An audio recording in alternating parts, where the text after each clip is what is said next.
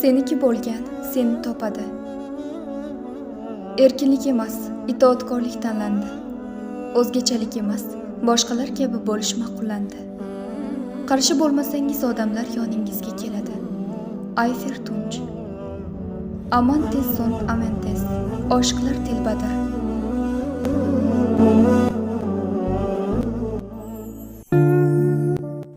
Nikoh ikki qalbning birlashishi, uyg'unlashishi ekanligi ta'kidlashgan.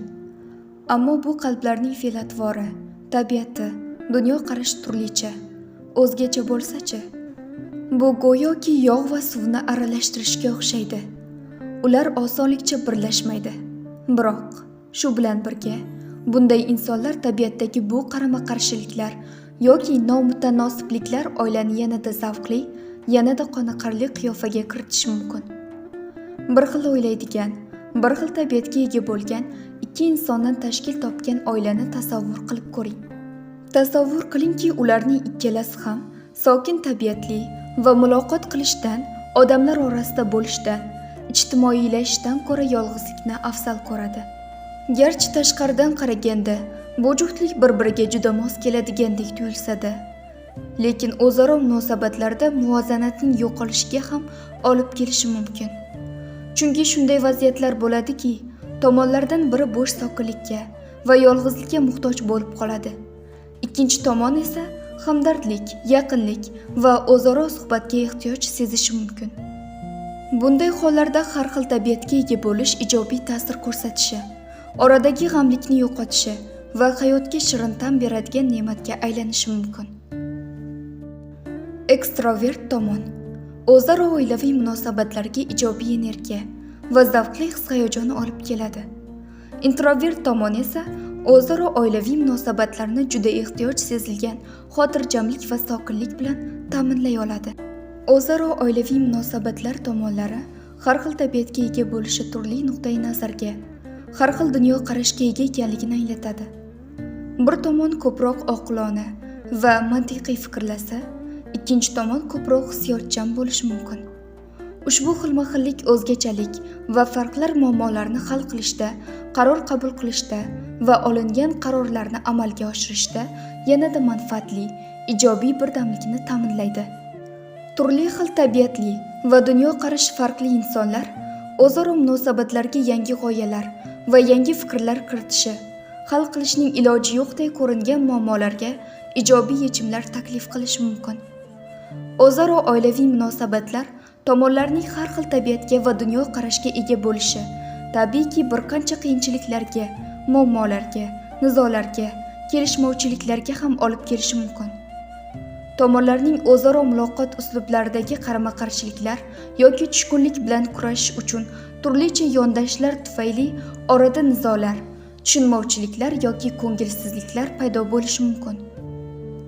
Lekin aynan shu qiyinchiliklar munosabatlarning o'sishi va tomonlarning bir-birini tushunishi uchun imkoniyat yaratadi. O'zaro oilaviy munosabatlarda ham hayotning boshqa javhalaridan ham bir-birimizning o'zgacha ekanligimizni e'tirof etishni, qadrlashni, hurmat qilishni o'rganishimiz yanada ko'proq samimiy bo'lishimizga, mehribonligimizning yanada oshishiga va tushunish qobiliyatimizning yanada yuksalishiga olib keladi.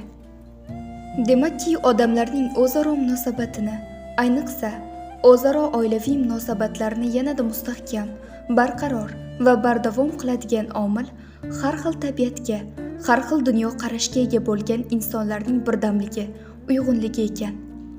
Xulq-atvorlarda, tabiatida, fikrlash tarzida farqlar bo'lishiga qaramay, juftliklar hayotining past-balandliklarini, ya'ni g'am-tashvishlarni birgalikda yengishar ekan.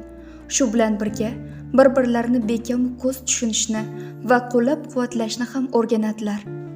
Haqiqat shunday ekan.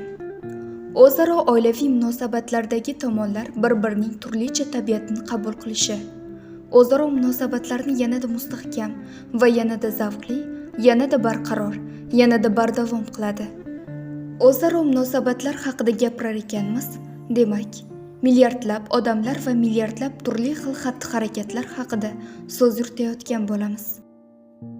Har bir inson genetik kodlaridan jismoniy qiyofasigacha aqliy qobiliyatlaridan hissiy reaksiyalarigacha, shaxsiy maqsadlari va manfaatlaridan tortib e'tiqodlari va qadriyatlarigacha har tomonlama bir-biridan farq qiladi.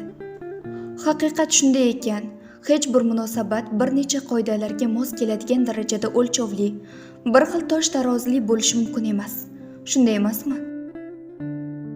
Lekin bu haqiqat odamlar o'zaro munosabatlarni ko'r-ko'rona boshlashlari yoki o'zaro oilaviy munosabatlardagi sherikliklarni ko'z-qosh, bo'ybastga yoki boylikka qarab tanlashni anglatmaydi.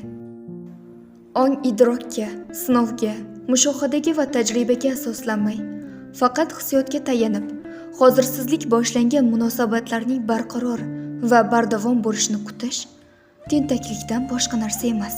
Hissiyotlar naqadar huzurbaxsh bo'lsa, shunchalik ham kulfatga boy bo'lish ehtimoli yuqori.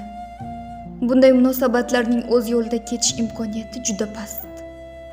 Oila va oilaviy munosabatlar o'zaro kelishuv va murosaga asoslanishini ta'kidlashadi.